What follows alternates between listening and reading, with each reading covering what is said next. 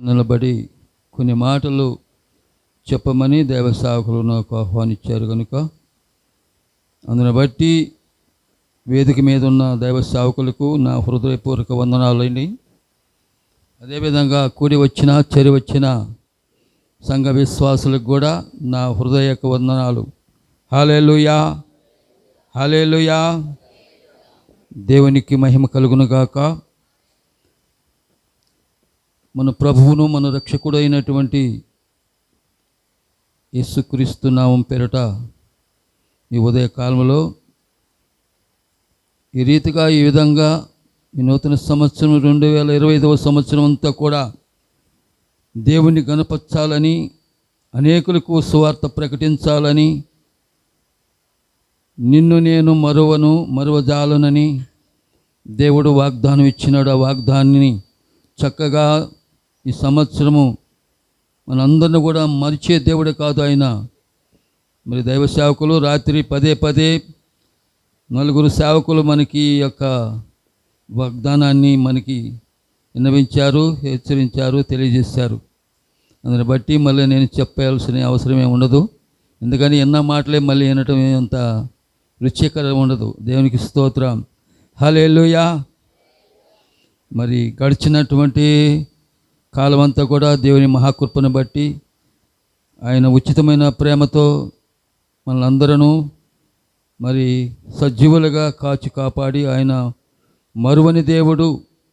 ఎవరు మరిచినా ఎవరు మరిచిపోయినా నిన్ను నన్ను మనందరూ సృజించినటువంటి దేవుడు మరిచే దేవుడు కాదు ఆయన.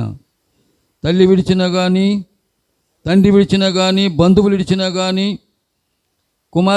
కుమారులు విడిచినా కానీ నేను నిన్ను ఇరువను ఎడబాయనని చెప్పిన దేవుడు గొప్ప దేవుడు.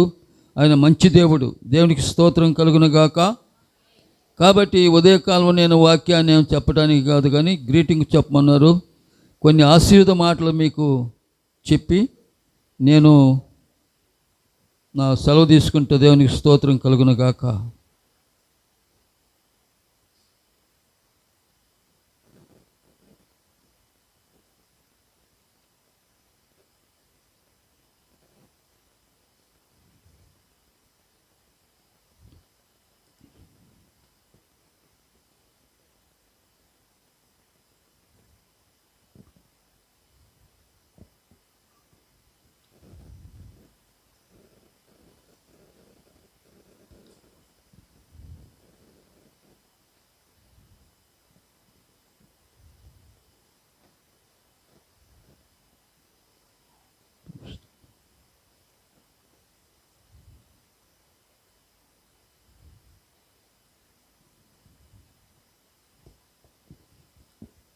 చూడండి, పరిశుద్ధ గ్రంథములో నుండి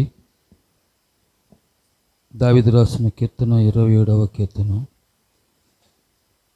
మొదటి వచనాన్ని చదువుకుందాం. దేవునికి యెహోవా నాకు వెలుగునై ఉన్నాడు, రక్షణనై ఉన్నాడు, నేను ఎవరికి భయపడదును? యెహోవా నా ప్రాణదుర్గము, ఎవరికి వెరుతును?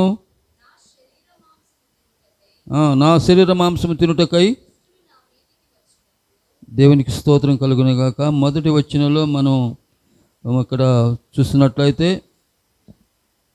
దావీదు భక్తుడు అంటున్నాడు, యెహోవా నాకు వెలుగును రక్షణ ఉన్నాడు అంటున్నాడు. దేవునికి స్తోత్రం.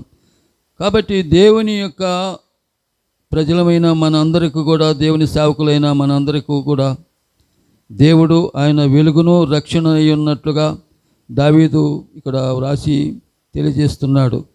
కాబట్టి ఆయన మనకు రక్షణ ఉన్నాడు, వెలుగై ఉన్నాడు. ఈ 2025వ సంవత్సరము కూడా ఆయన వెలుగులో మనం నడుచుకోవాలి, ఆయన రక్షణ పొందుకోవాలి. ఆయన రక్షణ లేనిదే మనకి జీవము లేదు, సమాధానం లేదు, సంతోషం లేదు, ఆనందం లేదు. అంతకంటే మించింది పరలోకం లేదు. దేవునికి స్తోత్రం. హల్లెలూయా. కాబట్టి నేను ఎవరికి భయపడుతును అంటున్నాడు.